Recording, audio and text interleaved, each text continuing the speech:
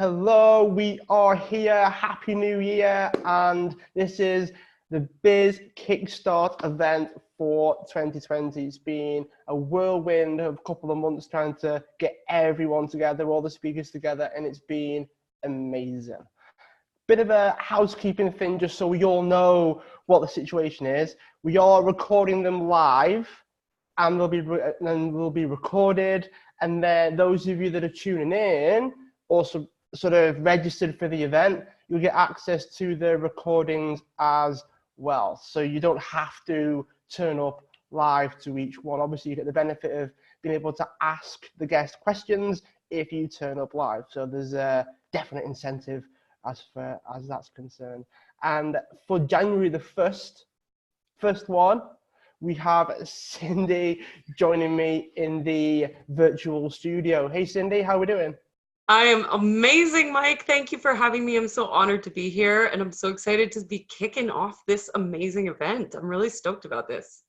Yeah, no problem. We've been talking quite a bit as well recently in the group chats and things, and everyone's loving it. I can't wait. I love organizing stuff like this. It's almost like I'd rather do this than like just one-to-one stuff all the time. I love interviews, but there's something about like loads of people together.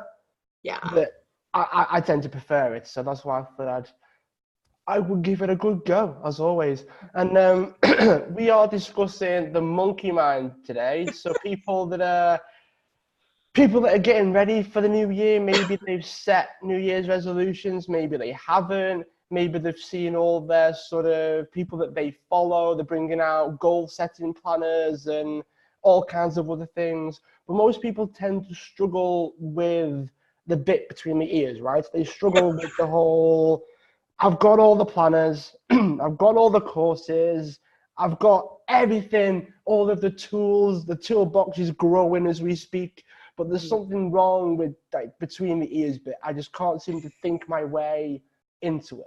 So tell us a bit about how you got involved, Cindy, and what's actually going on when that starts to happen to us.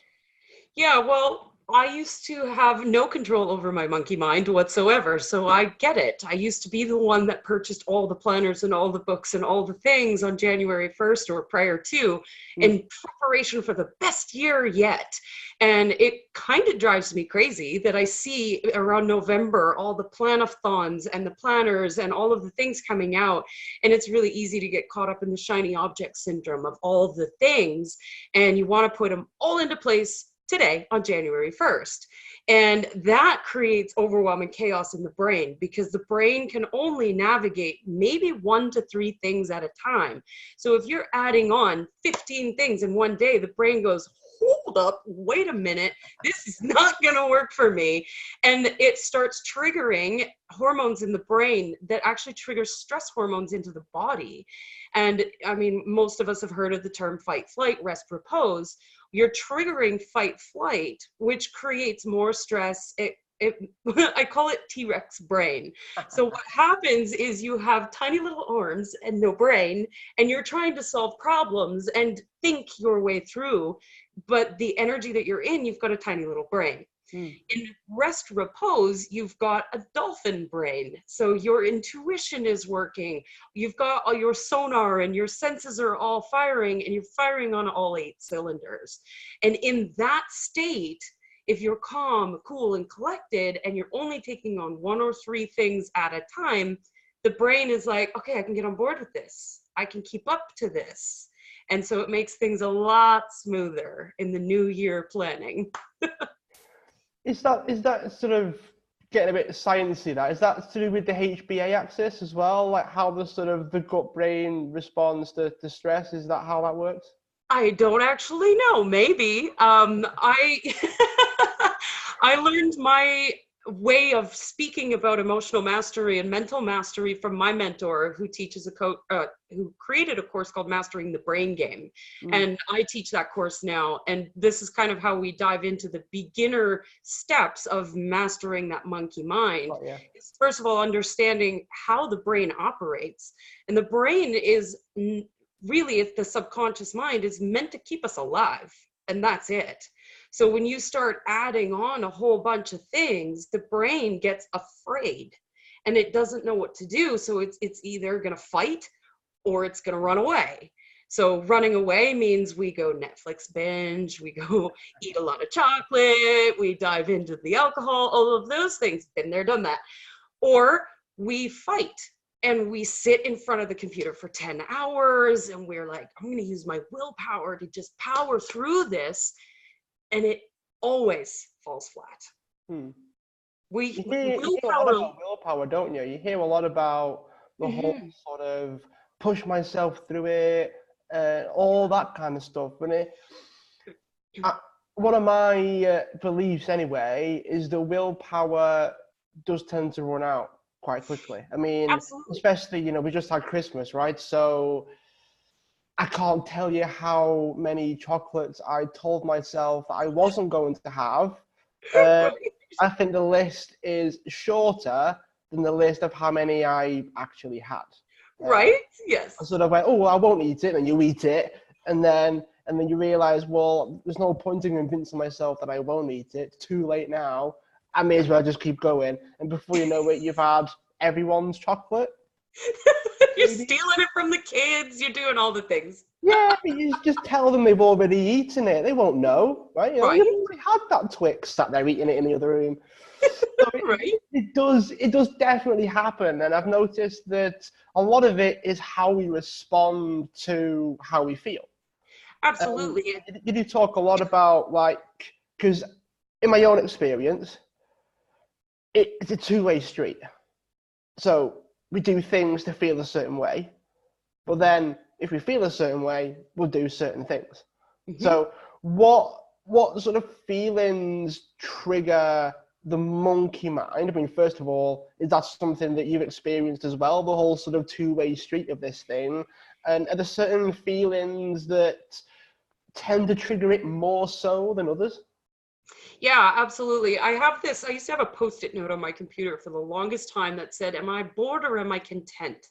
Because on the emotional scale, if you're content or higher, you're in that dolphin brain where you can trust your intuition and you can take actions that are going to support whatever it is that you're working on.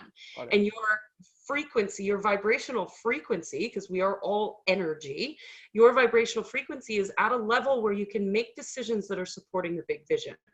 If you're bored or lower on your vibrational frequency, your emotion, then what happens is you're making decisions from that tiny little brain and no arms, and you're creating more of the same. That's the thing. So when you are when you're content, you're creating more of the same, more contentment, more excitement, more passion for what you're working on. But if you're bored and you're like, I should probably post on Facebook because I have nothing else to do, you're going to perpetuate more boredom, more scrolling through Facebook, more of doing things that don't support the big vision, more of the same, right? So we want to make sure that when you catch yourself, and that's the whole point, is catching the monkey mind. That's the first step, because it's easy to just go around in a little hamster wheel and not notice that you're in the monkey mind. And I'm using all the animal analogies today. I don't mind. Keep going. Good. So if you are on that hamster wheel, you first of all have to notice that you're on it. Awareness is everything. Once you notice that you're on it, you have a choice. That's our superpower as human beings, is the ability to choose which direction we're going to go. So you can choose to stop the monkey mind. But the only way to do that is to walk away from what you are doing in that moment. And it's the hardest thing you'll ever have to do. Is that almost like the thing that you don't want to do is the thing that you probably should do?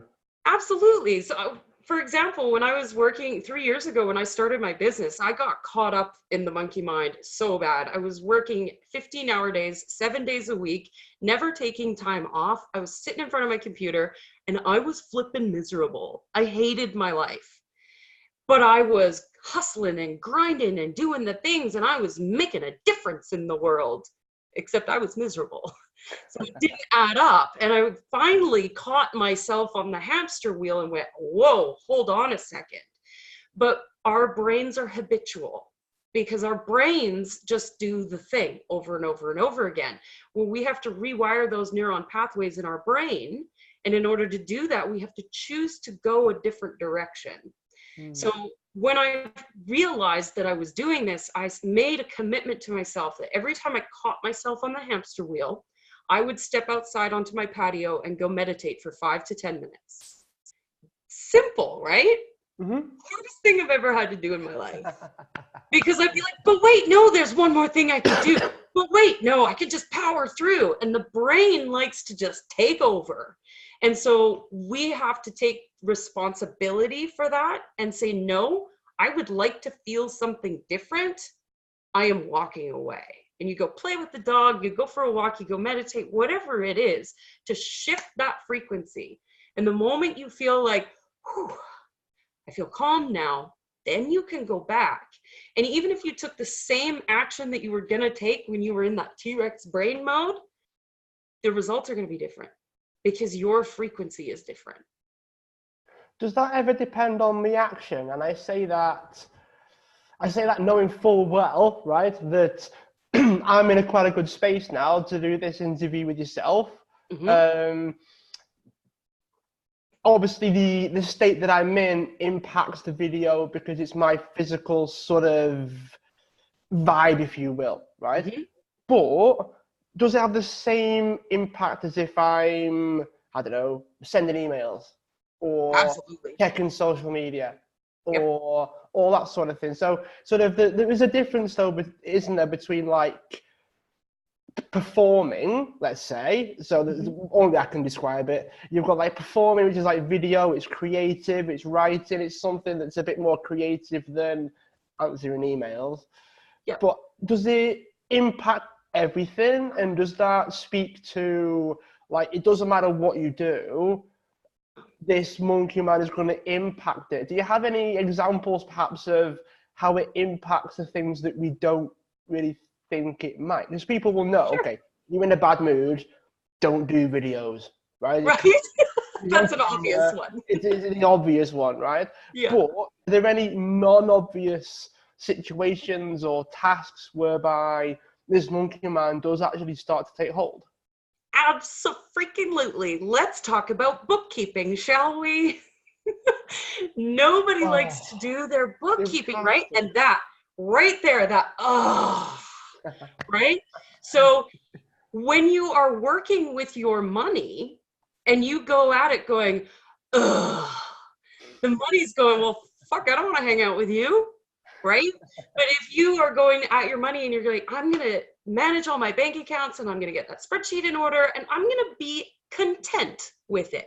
You don't have to be passionate about it. You don't need to be fully in love with it. But if you are content and you sit down and do that spreadsheet, money's going to start liking you and start showing up more. But if you go at your bookkeeping once every month at the end of the month because you have to, or even better, at the end of the year because you haven't touched it for an entire year, and you are overwhelmed and you're like, oh my God, all of these receipts in this shoebox, then money's going to be like, we're not playing today. And you detract money from you in that way. Money is energy.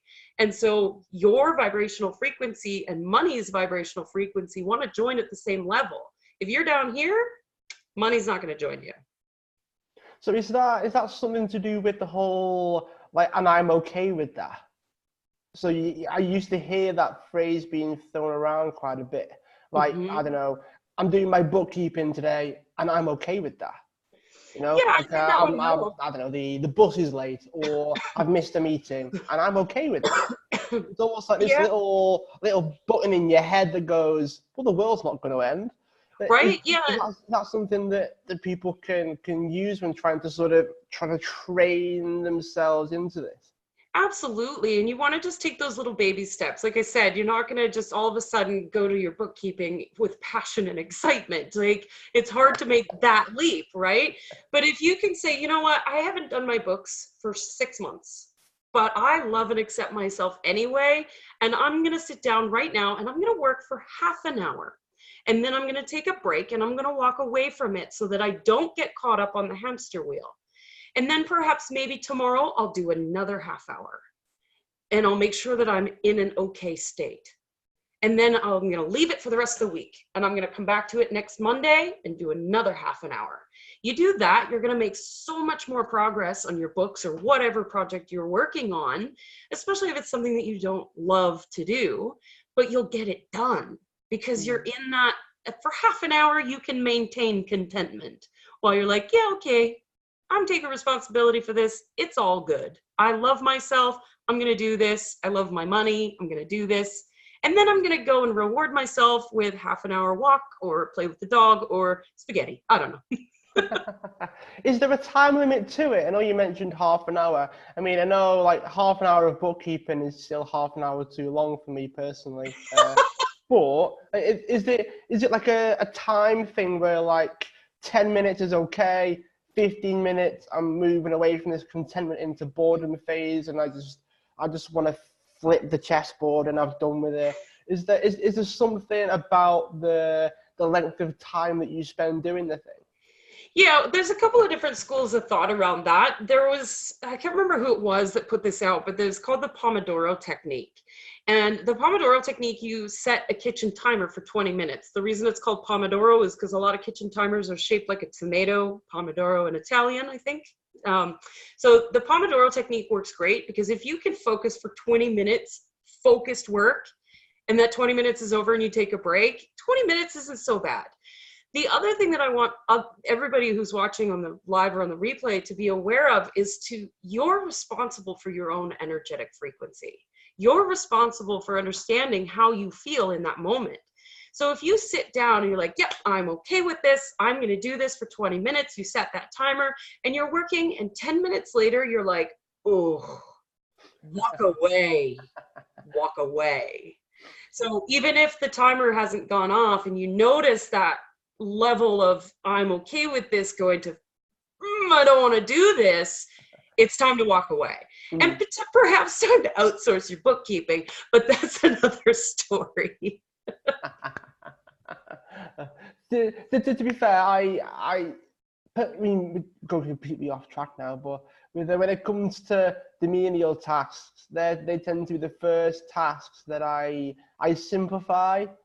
So my 10 minutes is like a good 10 minutes because it's dead easy. Right. It's dead complicated, and I had like businesses coming out my ears, and I've had this, that, and the other thing, and it's all up in the air, and I've got 10 shoe boxes with 10 different versions of.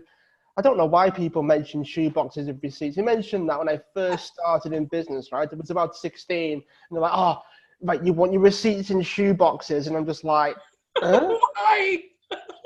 Huh? What? You were going down that road now? That's how it's done. I don't own that many pairs. I'm a guy, right? I don't own that many pairs of shoes to have this many shoe boxes. Anyway, we're off topic now. There goes the monkey mind over there. there. It's all over the place, but I can't step away. I can't step away. And I can't do the 10-minute meditation and the 50-minute walk to balance out the fact that I'm tired again from the meditating. Which brings me nicely to, what if this is in the moment, right? What if you can't, this is amazing. How have we planned this? Anyway, what if we can't get away from the situation?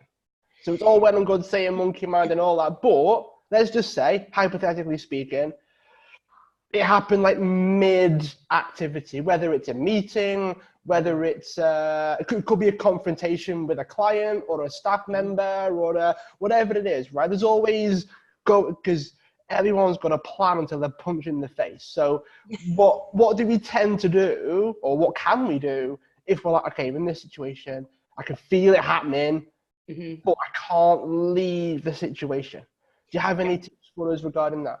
Yeah, first thing you do is take a deep breath. Your breath is always going to bring you back to a level of somewhat contentment.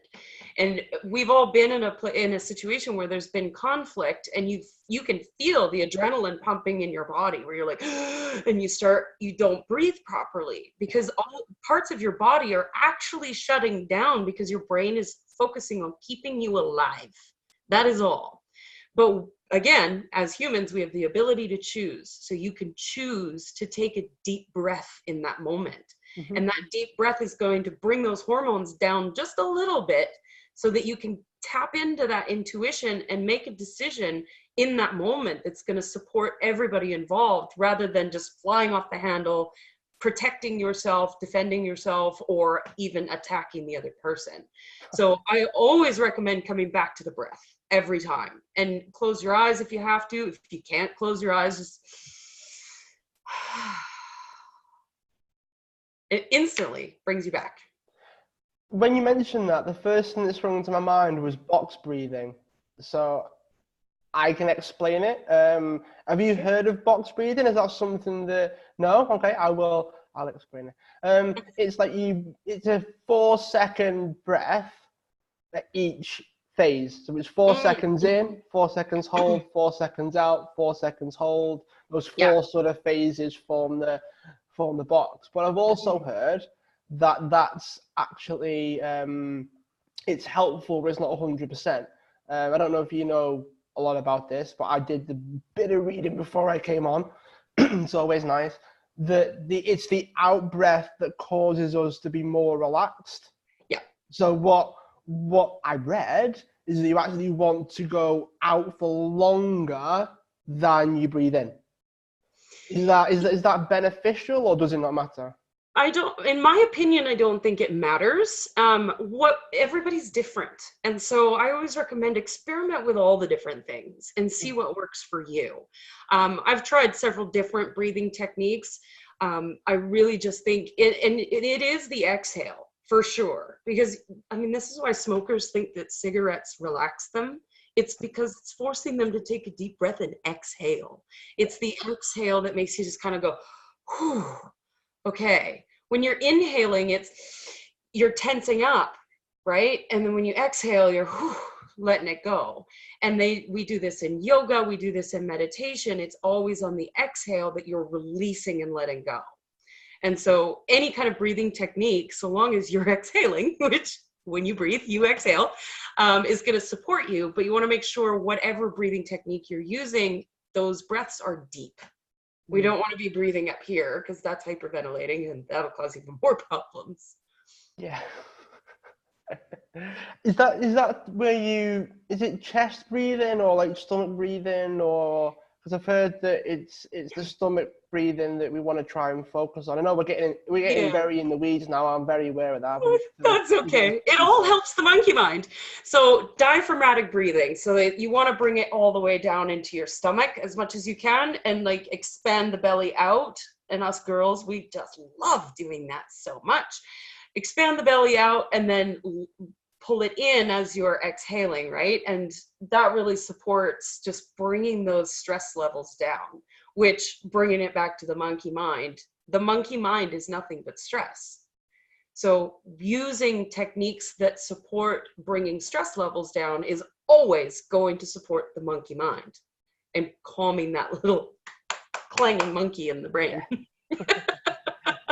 So before we dive into potential questions as well, I was sort of thinking, how does it impact things like, because it's the 1st of January, everyone's goal setting, everyone's coming up with something, whether it's, I've bought my 12-month planner all the way to, I've heard people have like a theme for the year now, or like a word of the year. I see so many of those, and I'm just thinking, it's a bit vague though. I mean, come on. There's things that work and there's things that you do just because you don't want a goal set. It's kind of like, okay.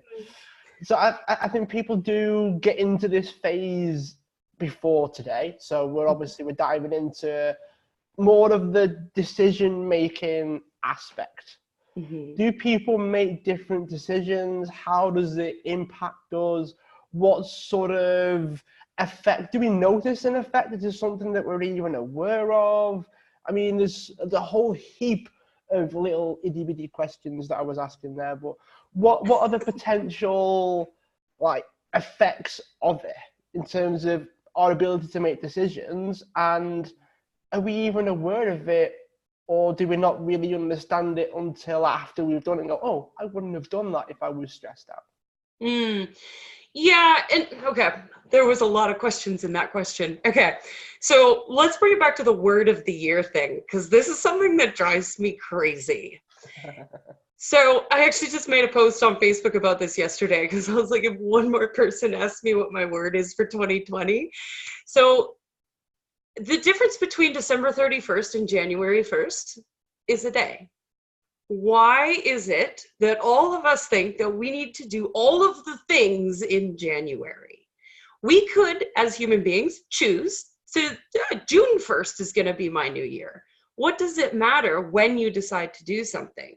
But society has raised us to believe that we need to set New Year's resolutions and we need to change everything that we do in January. We need to create new, healthier habits and all of these things. But if we are creatures of habit and we're designed to do things the same way we've been doing them, that's how the brain works. And so when we create 20 New Year's resolutions and I'm going to start going to the gym. This is when the gyms make the most money, by the way, because people sign up for memberships and then stop going after the third week and they're caught into the contract for a year. Yeah. Smart business move. As an ex-personal trainer, I can definitely attest to that. Then you know. But if we were to consciously choose, I'm going to set 2 things that I'm going to do for the month of January.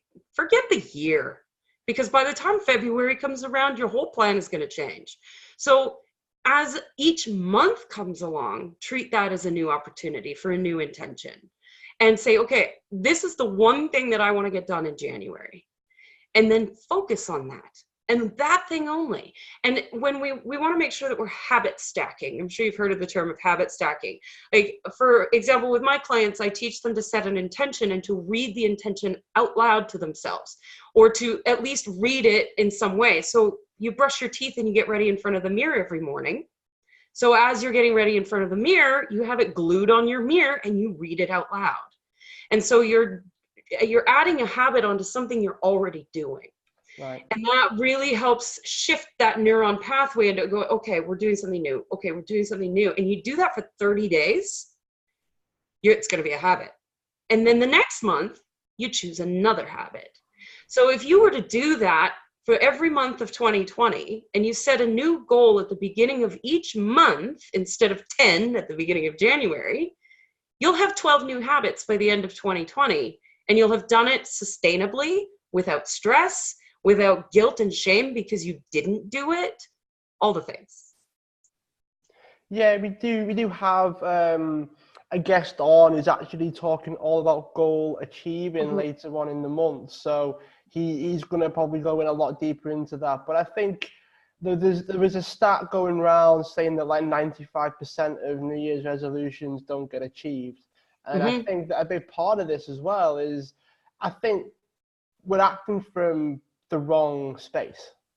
So we're not acting from a calm space, getting back to the monkey mind idea, we're acting from a worried space. Exactly, because we hit January 1st and we're like, oh my God, everything's changed and I need to do all the things and I need to do it all right now. And the brain goes, oh, what is happening right now? And you get overwhelmed and stressed out and in that T-Rex brain, and it just perpetuates.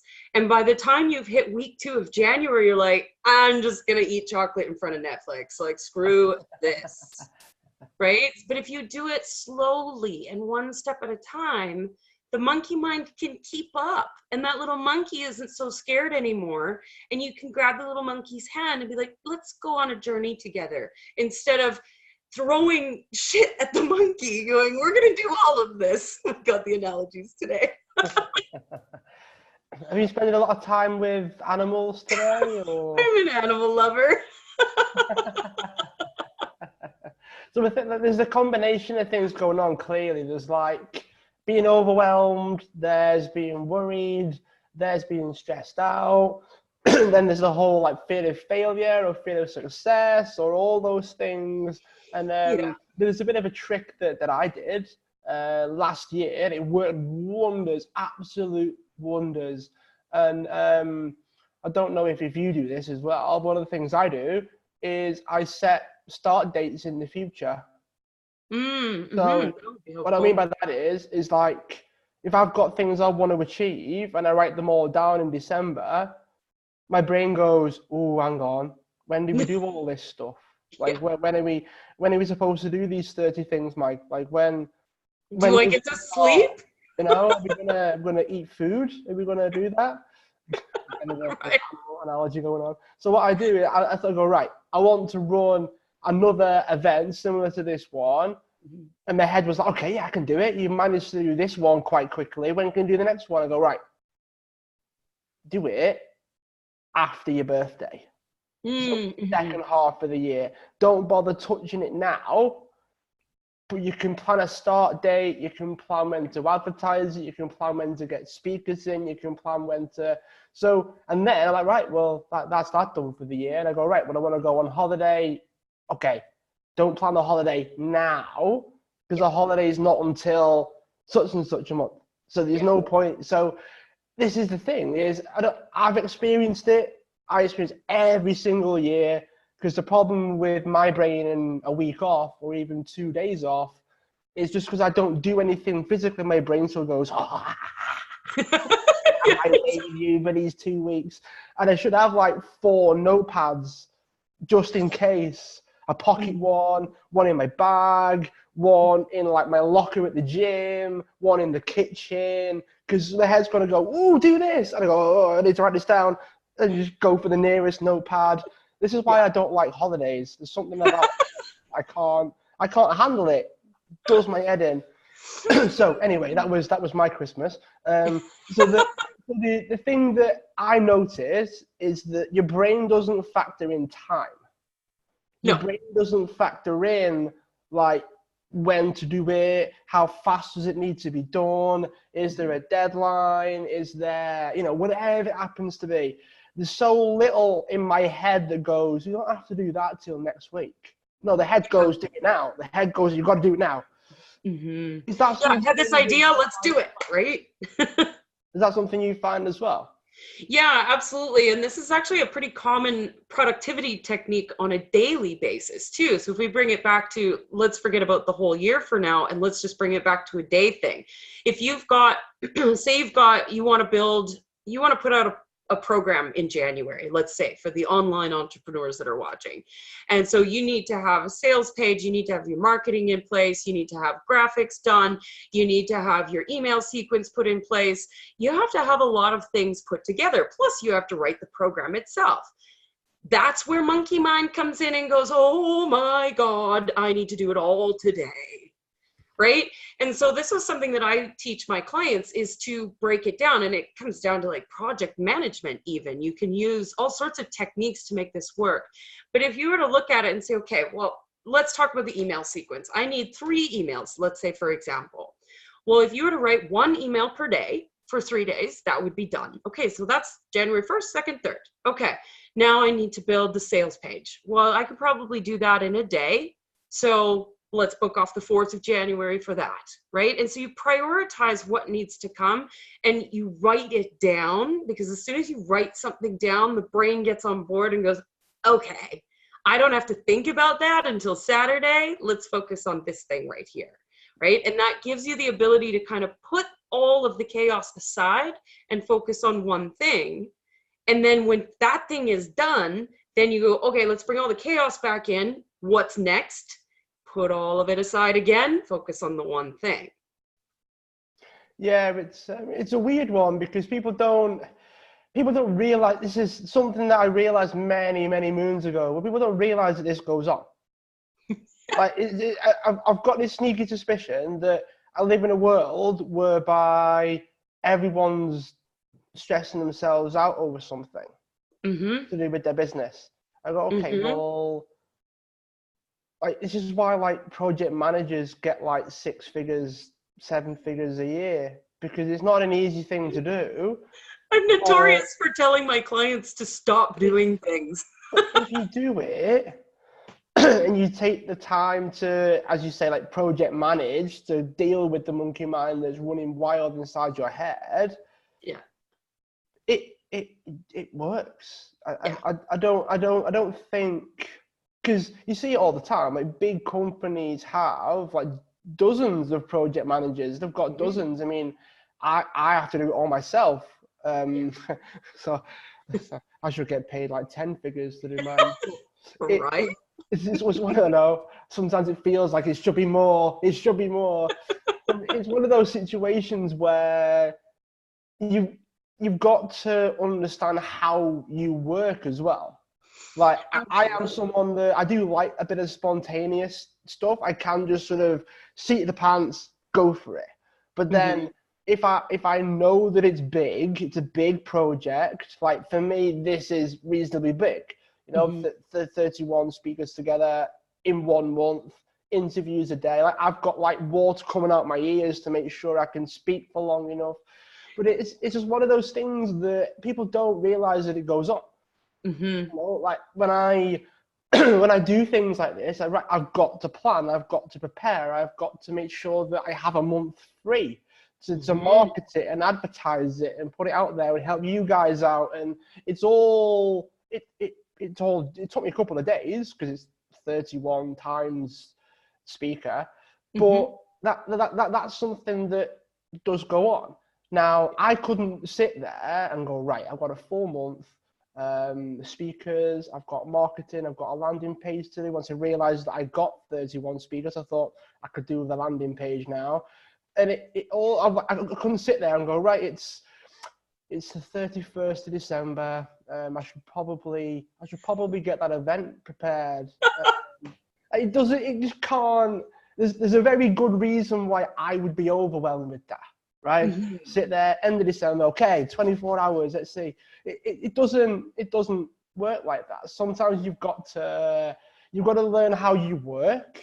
You've got to learn, like you mentioned, the timer, the Pomodoro technique, and the 20 minutes. I think it's 10 minutes in between or something. I don't know what the technical term is. Yeah, you can play with the timing on it. It doesn't matter. Yeah, but then you said, well, if you start to feel it lack after 15 minutes. Don't do the other 5. It's a waste. It's a waste of 5 minutes. So you want to learn how you work. You want to learn what you work best with. You know, and I find that for me, I've tried it, and I tend to work on, if it's a big project, I get in like deep work mode, and I can just do it. Yeah. But then for like the tasks I hate doing, it's like 10 minutes, and I'm like, next one. Exactly. Yeah. And so there's a couple of points that come up with that. First of all, we think that we are in this cookie cutter where we're, as entrepreneurs, we're supposed to be able to do all the things that everybody does. And we look to the external world and go, well, that person is doing it. Why can't I? That person might have 3 VAs on their team doing all that work for them. Right? And you're trying to do it on your own. So we can't look to what other people are doing and compare ourselves to them. We have to check in with ourselves every step of the way and be like, okay, do I work better in the morning or at night? Do I need 8 hours of sleep or 3? What am I eating? What am I drinking? We need to focus on all of those things. And when we do that, we understand our own unique process. Like you said, you dive into that creative flow and you can go for 10 hours straight and you're on fire and you're just like getting it done and you feel really good about it. And then you do something you don't like to do. And 10 minutes in, you're like, I'm over it. Right? Knowing that about yourself, you can plan for that. And so you can scatter in the 10-minute projects here, there, and everywhere so that you're getting them done, but only doing them for 10 minutes at a time instead of torturing yourself for an entire day. And then the creative flow can just happen. And that's when the magic happens anyways, when you dive into that creative flow. But we are not cookie cutter human beings. So it's so important that we understand ourselves first and foremost and operate from that place. Yeah, I get a funny feeling that I think we also have different like triggers as well. We have different things that set us off. We have, like, for me, I also have this thing where, I mean, I probably get it from like hours of queuing, but I don't like it when things move too slowly either. I've got this thing where if it takes all day, I am bored. You would not believe how quickly I get bored. And that sets it off. If things are too slow, that also sets me off. So like I had like people wanting to change stuff, and I was like, oh, I've already done it, and I've got a plan, and I've got this, and I've got that, and then I've got clients going, oh, can we? I'm like, oh, it's too slow. Come on. So that's one of the things that sets me off. Mm-hmm. But then I know full well if things are too fast, I get overwhelmed as well. Like there's Yep. this. So how is there a way of finding out what are not just what our peak state is, but like what our triggers are for the monkey mind? Like how do we go about managing it on a too fast, too slow, sweet spot, like a Goldilocks thing, if you will, right? Not too hot, not too cold. How do we find that? Is there a way we can do that? Yeah, absolutely. The first thing, awareness is everything. My clients always say I sound like a broken record because that's my favorite thing to say. If you're not aware that it's happening, you can't change it. So the first thing is becoming aware of your habits. So I would recommend tracking it. Even if you spend 5 minutes at the end of every workday tracking what you got done, how you felt about getting that done, where you were triggered. Tracking where you were triggered is the number one thing, because that gives you an opportunity to notice, like you just said, if things are going too slow, I'm bored, but if they're going too fast, I'm overwhelmed. So by tracking it and getting to know yourself, then you start finding that sweet spot automatically, because you're like, nope, not over there. Nope, not over there. And you start mastering your ability to navigate the road in the middle. But if you're not aware of it, you're never going to figure it out. So awareness is everything, and being willing to look at what's really going on. If you are just like I used to do, sitting in front of your computer for 10 hours a day and just powering through on sheer willpower alone, and at the end of the day, drinking half a bottle of whiskey because you don't know why, and then all of a sudden somebody says to you, so how many hours do you work? Do you have any, like, do you have a life? And I was, oh, and that question alone was enough awareness for me to take a step back and go, holy shit, I need to adjust some things. And now I work maybe 25 hours a week, maybe, and I make 10 times more money. So it's because I got to know myself. That's really all it came down to. So wait, I feel as well like there's a real sense of like awareness is key. I feel like if we repeat that anymore, we'll probably have to just press like a play and pause button on the recording. Rewind it, play it again. Come on, rewind it, play it again. Sometimes you have to hear something a million times before you get it through the monkey mind. Yeah. It's interesting you bring up the whole kind of the amount of hours that you work versus how many you tell yourself that you work. Is that something that we tend to do as well? Well, we always try to justify like the current story. We always tend to, if someone goes, oh, you're overworked. No, I just work really hard. How are we going about this? Come on, tell the truth. Is there a sense of that's also one of the functions of the monkey mind as well? The whole, like, it doesn't want to change. Yeah, absolutely. Like I said, we are creatures of habit, but we have been raised in a society that has taught us that when we work hard, we make more money, that we are supposed to hustle and grind, that in order to get anywhere and to succeed in anything, you have to put your nose to the grindstone and get shit done. But what I noticed in my transition was that most of the things I were doing, I called work, was scrolling through Facebook, comparing myself to everybody else, trying to do things that didn't have anything to do with my actual business, but I thought they did. Trying to navigate project management software, thinking I was being productive when really I was just clicking things around. Like, we really need to check in with ourselves, and the tasks we're doing, are they actually supporting the big picture? Are they supporting you making money, or are you just wasting your time? And that, again, is awareness. We have to check in with ourselves and ask, is me scrolling through Facebook and comparing myself to that other entrepreneur, that other influencer who's so amazing and up on a pedestal, but you can't see anything in their personal life, so you don't know how much chaos they've really got going on, when instead you could just go for a walk and clear out the monkey mind, clear out the chaos, and ask yourself, because you know the answers, what's the most important thing I can do right now to support my big vision? And you come back from that walk and you dive into that creative flow, and you can go for hours because you've stopped listening to the outside world and you've started listening to what's in your heart and what you really want in the world.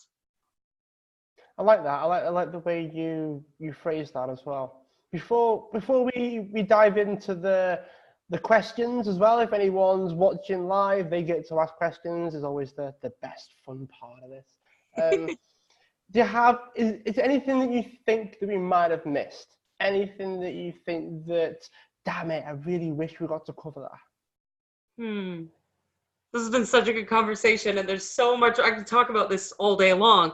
I think the most important thing is to not get overwhelmed with trying to navigate the monkey mind, because the monkey mind is always going to find a way to come in and bash its symbols and mess you up. And so, again, in that awareness, just noticing it.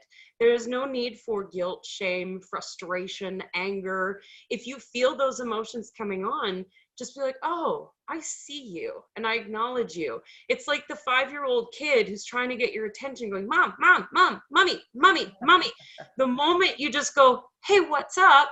The kid goes, well, hi, I love you, and walks away and goes and plays, right? So if we can do that with our emotional state and noticing when the monkey mind comes in, just give it a little bit of attention. Take it for a walk, let it meditate, whatever it needs to do, and then the monkey mind will go, okay, I'll just calm down for a little bit. But you have to keep doing it. You can't just meditate once and problem solved. It doesn't work that way. You have to do it every single day. One of my favorite things to do is I keep a little track. I was one of those kids in school that really liked the gold stars. And so I actually have a tracker that I use where every day that I meditate, I give myself a little check mark, and it makes me feel so good about myself. And my little ego is happy about it because it's like, I did a good job. And then the monkey mind, way calmer. Yeah, I like the gamification of it as well. The whole sort of making it fun. That's pretty cool. Yeah. So those of you that are watching live, I think Carrie is with us. If you have a question, you can either type it or say it. I'll give you the choice. I don't know if Cindy can see the questions, but I know I can. So if you want to type it or say it, that's entirely you. I don't mind just talking. So I don't necessarily have a question, but I just want to say thank you so much, Cindy. I got a lot out of this morning, and really what was really hit home for me the biggest, I think, was the habit stacking and seeing every month as a new start, not just January 1st, because annually I'm famous for going, okay, it's January 1st. Now I can start I've got a little bit of OCD, just a little bit.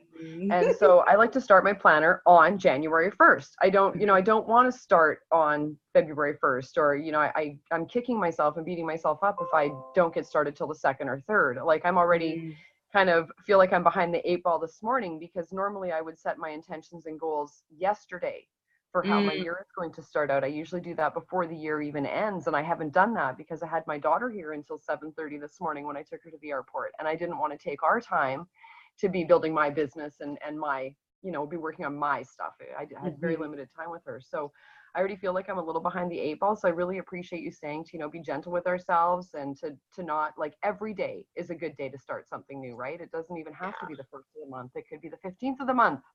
Absolutely. I love that, Carrie. And I think one of the things that stands out for me in that is we have this tendency to think that we need to do things at a certain time, at a certain day. I mean, if I miss my morning ritual by 30 minutes, the OCD starts kicking in. Oh my God, I'm late.